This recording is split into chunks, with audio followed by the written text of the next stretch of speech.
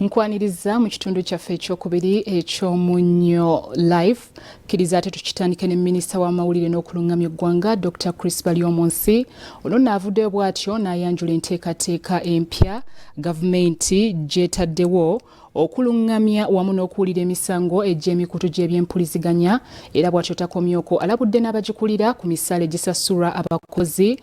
Bino byonna bibadde mu lukiiko lwabwe oluggalawo omwaka katulabe ebisingawo.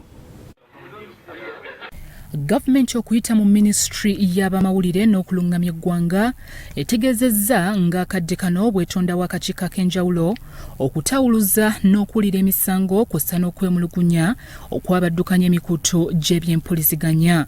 Minisita w'amawulire n'okulungamya eggwanga Dr. Chris Balyomonsi yalambuludde ku nsonga eno mu nsisinkano n'abaddukanya emikutu gy'ebyempuliziganya egy'obwannannyini wansi w'ekibiina ekibagatta ekya National Association of Broadcasters.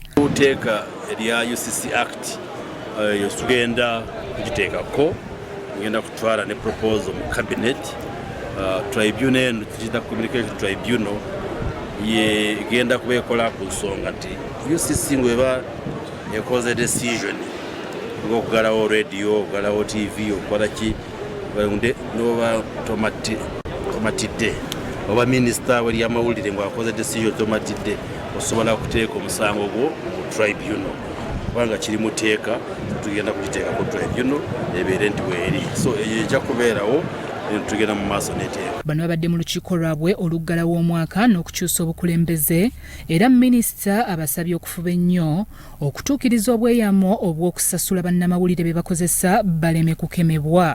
Bano bannannyini ma radio na ma TV ne bamawulire gonna nti batunulire mu nsonga ey'okusasula abamawulire kubanga abamawulire nabo basasulwa bubi. Mu Uganda nga gavumenti tetulina teeka eri gyetuyita minimum wage erigamba nti abantu bwe omuwadde omulimo oteeka okutandikira ku musaala gwenkana bweba teririiwo. So kisinziira ku oli nannyini mulimo ekyasazeemu okuweereza. So mbadde nsaba bano bannannyini media houses bama radio ne TVs okulaba nti basasule abamawulire bulungi.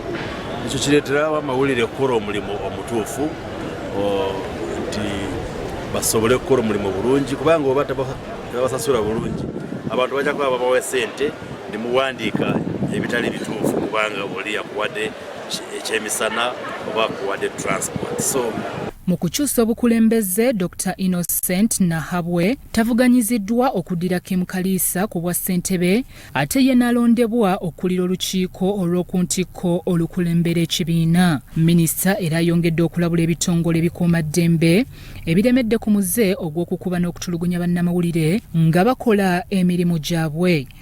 Kugamba nti ng'oba olina mpundu oli w'amaanyi oli alina kamera oba peeni talina amaanyi ekyo tukivumirira tujja kulaba nti ekyo kijjako.